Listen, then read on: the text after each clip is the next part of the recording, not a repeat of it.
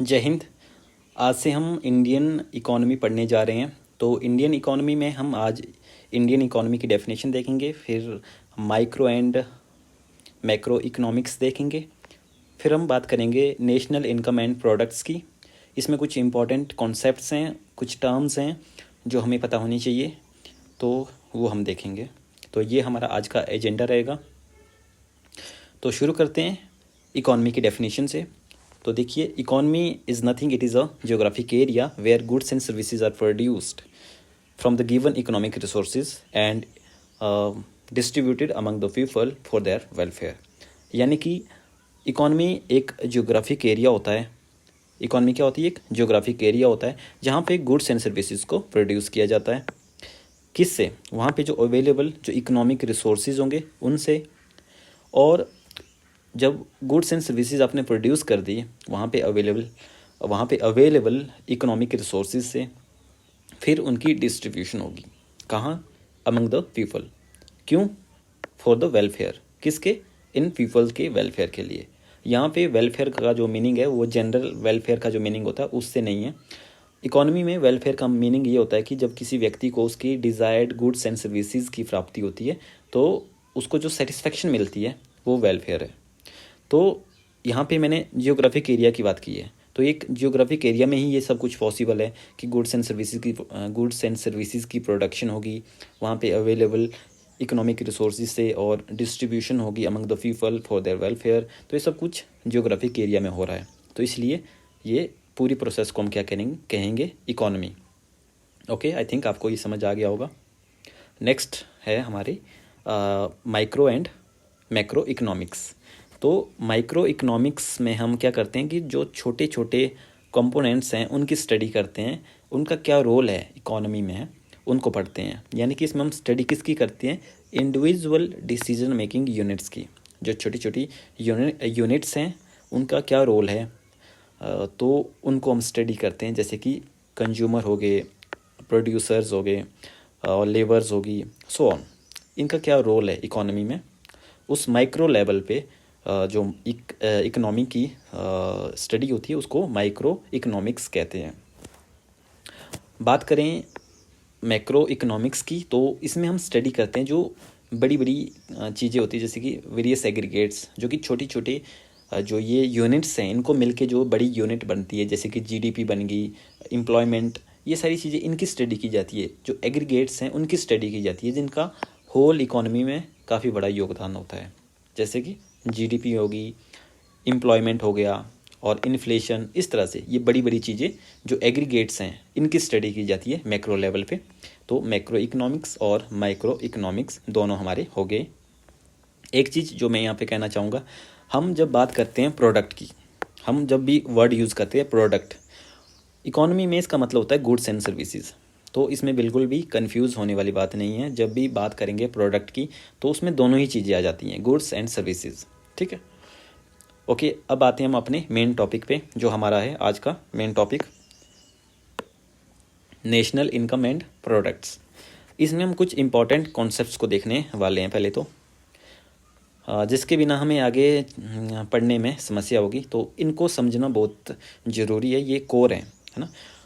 तो इसको शुरू करने से पहले हम जो इम्पॉर्टेंट कॉन्सेप्ट्स हैं उनको कर लेते हैं। जैसे कि फर्स्ट है हमारा जीडीपी, ग्रॉस डोमेस्टिक प्रोडक्ट। क्या है gross domestic product? Gross domestic product is nothing, it is a total market value. क्या है? टोटल मार्केट वैल्यू है। मार्केट वैल्यू है किसकी भाई? गुड्स एंड सर्विसेज की। किसकी? गुड्स एंड सर्विसेज की। कौन सी गुड्स एंड सर्विसेज? फाइनल यानी कि जो फिनिश्ड गुड्स एंड सर्विसेज हैं। अच्छा, ये कहाँ प्रोड्यूस हुए? Produce with in the domestic boundary, जो उस कंट्री की डोमेस्टिक बाउंड्री में प्रोड्यूस हुए हैं गुड्स एंड सर्विसेज, और जो फिनिश्ड गुड्स एंड सर्विसेज हैं उनकी मार्केट वैल्यू को हम जीडीपी कहते हैं। अच्छा, तो इसका कुछ टाइम पीरियड भी होना चाहिए कि इतने टाइम पीरियड में जो प्रोडक्शन हुई है गुड्स एंड सर्विसेज की, उनकी मार्केट वैल्यू वो जीडीपी होगी। हाँ, है ना। ड्यूरिंग अ ईयर, एक साल के अंतराल में डोमेस्टिक बाउंड्री में जो गुड्स एंड सर्विसेज, जो finished goods and services produce हुई हैं उनकी टोटल मार्केट वैल्यू कितनी है, उसको बोलेंगे जीडीपी। ठीक है, तो ये होगी जीडीपी। सिमिलर कॉन्सेप्ट्स आते हैं आपके जीएसडीपी, जो कि ग्रॉस स्टेट डोमेस्टिक प्रोडक्ट है, ये स्टेट लेवल पे रहता है। उसी तरह डिस्ट्रिक्ट लेवल पे भी रहता है डिस्ट्रिक्ट डोमेस्टिक प्रोडक्ट, डीडीपी। मैंने यहाँ पे एक एग्जांपल लिया हुआ है, ठीक है, इसको समझ लो तो आपको जीडीपी का जो कॉन्सेप्ट है वो समझ आ जाएगा। एक मैंने डोमेस्टिक बाउंड्री ली हुई है, जो बाहर वाला जो मैंने गोला लिया है, एक कंट्री है। इसके अंदर ये जो प्रोडक्शन हो रही है ए नाम से, ये प्रोडक्शन है ड्यू टू फॉरेन फैक्टर्स, ठीक है। और जेड जो प्रोडक्शन हो रही है वो इंडियन, अगर मैं इंडिया ले रहा हूँ उसको, तो इंडियन फैक्टर्स के द्वारा, जो इंडियन ओरिजिन के जो पर्सनस हैं उनके द्वारा जो प्रोडक्शन हो रही है गुड्स एंड सर्विसेज की, वो जेड है। ये फॉरेन फैक्टर्स के द्वारा हो रही है, ये भी इंडियन फैक्टर्स के द्वारा हो रही है, लेकिन outside the boundary of the country हो रही है। तो भारत के बाहर ये प्रोडक्शन हो रही है किसी दूसरे देश में। तो क्या हम इसको जीडीपी में लेंगे? नहीं, इसको जीडीपी में नहीं लेंगे। क्यों नहीं लेंगे? क्योंकि हमने डोमेस्टिक बाउंड्री की बात की है, विद इन डोमेस्टिक बाउंड्री में जो प्रोडक्शन हुई है उसी को लेंगे। तो हम जीडीपी में किसको लेंगे? यहाँ पे हम लेंगे Z+A, जेड जो कि जो डोमेस्टिक फैक्टर्स होंगे उनके द्वारा जो प्रोडक्शन की गई है, और जो फॉरेन फैक्टर यहाँ पे आए हुए हैं उनके द्वारा जो प्रोडक्शन हुई है वो भी जीडीपी में कैलकुलेट किया जाएगा, ठीक है। तो ये हो गया जीडीपी। नेक्स्ट है आपका जीएनपी, ग्रॉस नेशनल प्रोडक्ट। क्या है ग्रॉस नेशनल प्रोडक्ट? इसमें हम जीडीपी को तो लेंगे ही लेंगे, जो हमने अभी कैलकुलेट किया, साथ में ही हम लेंगे कि नेट फैक्टर इनकम जो अर्न की गई है अब्रॉड में, विदेशों में जो नेट फैक्टर इनकम अर्न की गई है उसको ऐड करेंगे इसमें। यहाँ शब्द यूज़ किया है नेट। नेट का मतलब अब हमें निकालना पड़ेगा, कुछ माइनस भी करना पड़ेगा ना।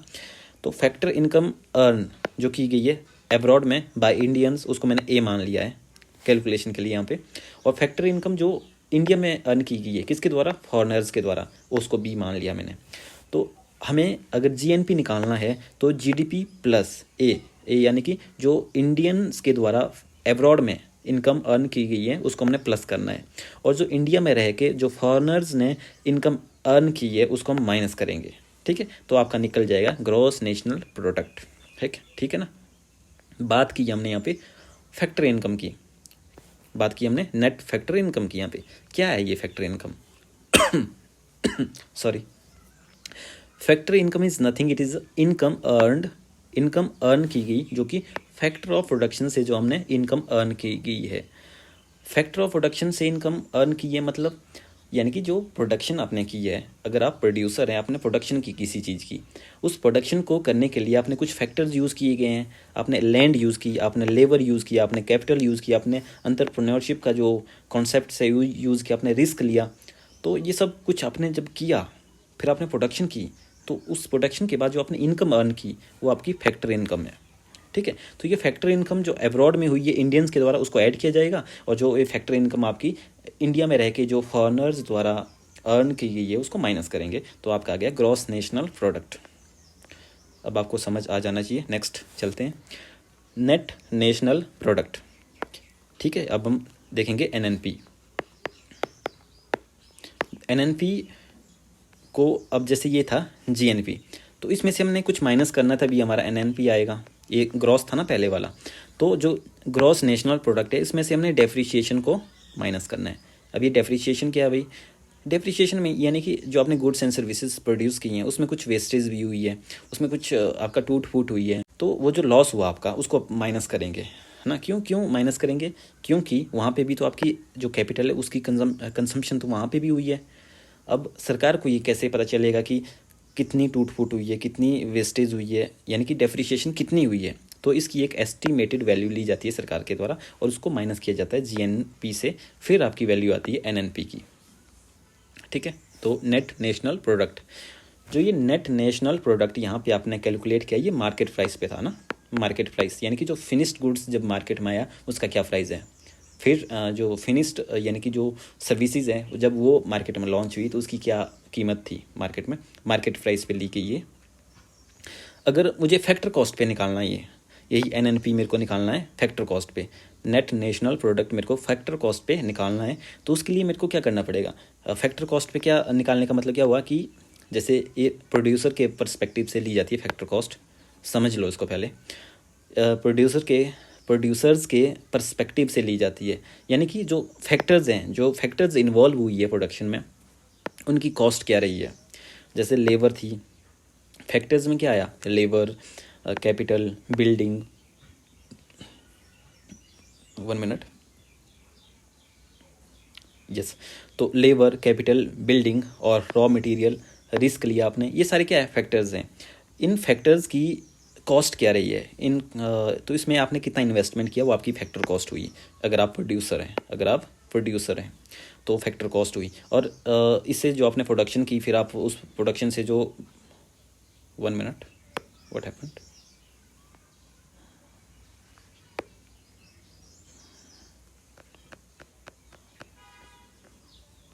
ओके, तो जो भी आपने यहाँ पे इन्वेस्टमेंट की होगी, जो अगर आप प्रोड्यूसर हैं तो उसके द्वारा जो इन्वेस्टमेंट जो आपने की है, वो जितनी भी आपकी कॉस्ट लगी है इन फैक्टर्स के लिए, वो आपकी फैक्टर कॉस्ट हुई। ठीक है, तो फैक्टर लेवल पे अगर देखना है आपने, तो आपको क्या करना पड़ेगा, जो मार्केट प्राइस में जो आपकी एनएनपी थी, उसमें से आपको इनडायरेक्ट टैक्सेस को माइनस करना पड़ेगा। इनडायरेक्ट टैक्सेस को आपको माइनस करना पड़ेगा। तो ये है नेट इनडायरेक्ट टैक्सेस, मैंने यहाँ पे लिखा है। तो नेट इनडायरेक्ट टैक्सेस में आपका सब्सिडी भी आ जाती है। तो इसको अगर देखें तो इनडायरेक्ट टैक्सेस माइनस सब्सिडी, तो अगर आप देखेंगे तो माइनस माइनस प्लस हो जाएगा, यानी कि फाइनल अगर आपने निकालना है net national product at factor cost, तो जो मार्केट में जो वैल्यू होगी net national product eight market price, उसमें से आपको जो टैक्सेस हैं, इनडायरेक्ट टैक्सेस, वो माइनस करने हैं, और सब्सिडी जो सरकार के द्वारा आपको अगर दी होगी तो वो प्लस करनी है।